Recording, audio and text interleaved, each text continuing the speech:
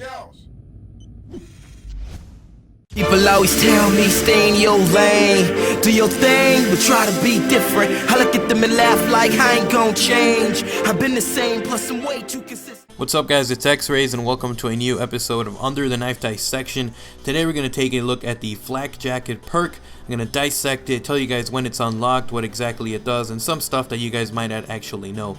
So getting straight into it, the Flak jacket perk is unlocked at level 33, so it's actually one of those perks you get a lot earlier than Scavenger, Ghost, and all that stuff. And it's actually a pretty useful perk, as you're seeing. The effects that it actually does is that it helps you survive a explosive that is not direct impact. As you're seeing, the frag grenade doesn't do anything, but when you stick the Semtex grenade on any part of the body, you actually end up getting the kill. I did multiple tests with this, as you're seeing on screen, and I did it on the head, and then I put it on his hand, I did it on his back, on the vest, I did it on his knee, and every single time my body right there would get exploded and die. Quinkin was helping me out here, link to his channel in the description. And anyway, so I get hit in the hand and the knee and everything. Anything that's direct impact is going to kill, and by direct impact I mean that it's actually stuck to the body. I also did test with the bouncing Betty, as you're seeing on screen right now. First of all, I tried doing direct impact to see if it did anything. It did not do anything, since some people sometimes get lucky and they get direct impact kills.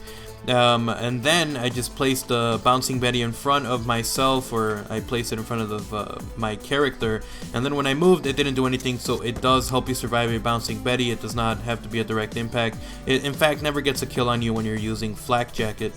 Moving on from that one, I went over to the C4. I used the C4, placed it on the floor in front, and as you can see already, it did not do anything as well. So even with the C4, with the bouncing Betty, and with the frag grenade, unless you somehow miraculously get in front of the face or something, and it explodes right in front of the face, then you are not getting a kill, you're just getting a hit marker. Again, the only exception is the bouncing Betty, which gets a hit marker even when it's directly in front of the face. And then the next one was the Claymore. The Claymore, I ended up placing it in front of the body, in front of the person. He moved, you get a hit marker.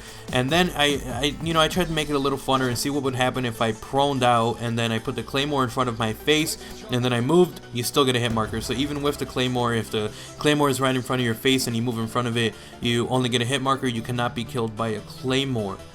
Moving on from all of these explosives, I wanted to test out what the SMOD did in these situations, and I ended up first of all trying to get direct impacts on the person. So I went for a headshot, a body shot, and each time the person would die.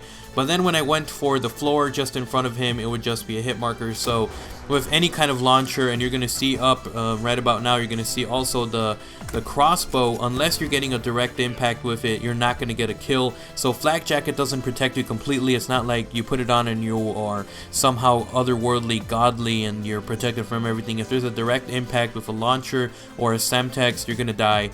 So if there's if there's a distance between you and the thing, even if it's not touching you, then you'll only get a hit marker on the person. Alright, so moving on from these kind of launchers, so all of them are going to do the exact same thing.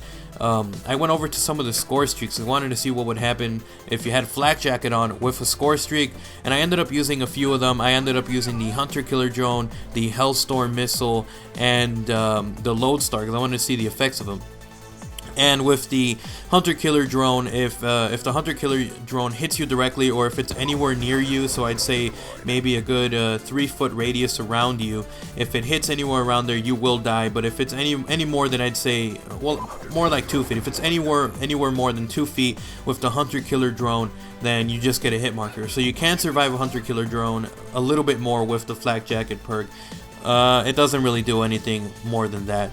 Moving on to the Hellstorm missile, first of all I used it once to try to see what would happen if I just did straight down and missed him, by a good 10 feet. You only get a hit marker. If it was anybody using regular Flak jacket, they would die.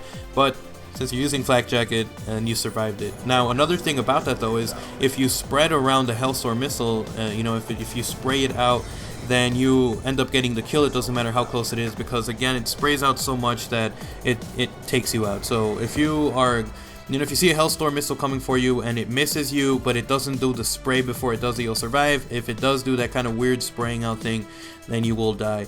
And then for the Lodestar, it was about the same thing. If it's if the Lodestar hits pretty close to you, I'd say a good 2, 3, 4 feet on this one actually, then you will end up dying. But if it's any further than that, I'd say 10 feet around, you'll get a hit marker. Again, if it was anybody else not using Flak Jacket, then they would die.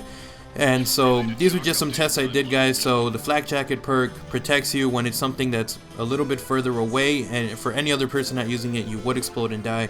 But if it's up close, then you won't die. So anyways, hope you guys enjoyed today's episode of Under the Knife Dissection. If you did, leave a like and a favorite. And of course, if you are not already subscribed to my channel, go ahead and subscribe. I am youtube.com/OGXrays for all these other huge stat videos. Hope you guys enjoyed, and I'll see you guys later. I'm X's out. Peace.